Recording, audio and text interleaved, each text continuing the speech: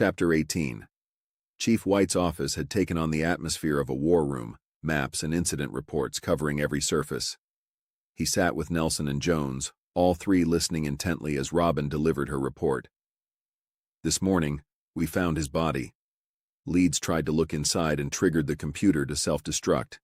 The key is to identify who put it together. This evidence must be handled with extreme caution. It may contain dangerous material. Computer experts should first examine it. She steadied herself. I would like to assist any way I can. We're in a damn war. I'd be a fool not to accept another soldier. White's warning came sharp and clear. But you are to report all your findings to me, and coordinate with Nelson and Jones. Yes, sir. She pressed forward quickly. I'd like to start by interviewing the families at the Santa Clara housing project. Why there? The greatest concentration of RMAs occurs there. The chief's nod was almost involuntary. At Charlie's house, Liz's face tightened when she opened the door and saw Robin. Hello, Liz. I have to talk to Pete. In the living room, Pete and Robin stood while Liz sat on the couch, the bright afternoon light filling the familiar space. I told them everything, but I said I took the computer, so you're in the clear. I guess there's no harm in that. Thanks, Robin. They want you back on the job. They need all the help they can get. His face brightened with renewed purpose. I hope you don't mind. I suggested you follow up on Mrs. Walters. The chief agreed. That's your first assignment. The chief's listening to you? Now, you see how desperate they are. His smile toward Robin didn't escape Liz's notice. The Walters property was now just an empty lot, all traces of the house erased as efficiently as someone trying to hide evidence. Pete stared at the bare earth before heading to a nearby phone booth. Yeah, hi. I'd like to talk to Jerry Larson in the assessor's office. He shuffled through his notes. Hello, Jerry. This is Pete Rota. I need a big favor. I gotta know who bought the property at 417 Wilmont Street. At the Santa Clara housing project, Robin climbed concrete steps to the second floor, her footsteps echoing in the stark hallway. Her knock was met with caution. Who's there? Came a Hispanic accent from within. Open up, Mrs. Lopez. I'm with the police.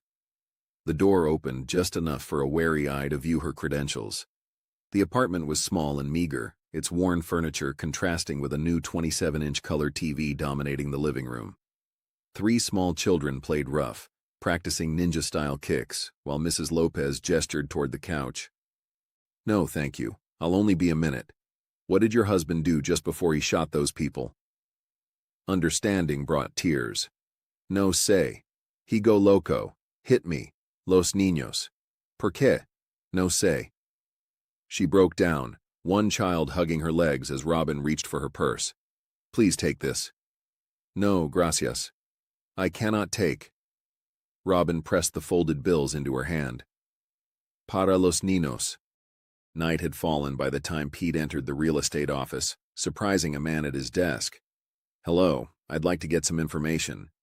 Jesus, we're closed, pal. I was just on my way out. This is urgent police business. Don Grant sized up Pete's intense demeanor. You have some ID? I don't have it on me. Grant rose aggressively. Who the fuck are you? Pete's move was lightning quick, pinning Grant against the wall.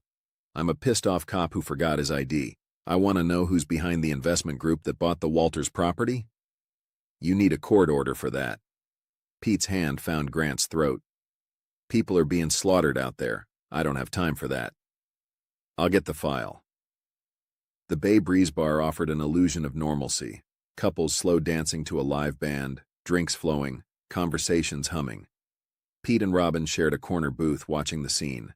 I found out Wachtell Color bought the Walters house. Then I started thinking how Bradford Wachtell makes a good suspect. He knows computers. And he didn't have kind words for Leeds. I checked out 2 assailants from the housing project.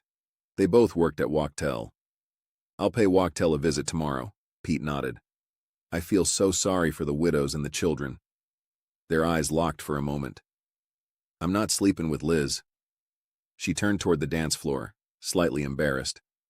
I'm surprised people still go out at night. Normally it's hard to find a spot on the dance floor. His hand found hers.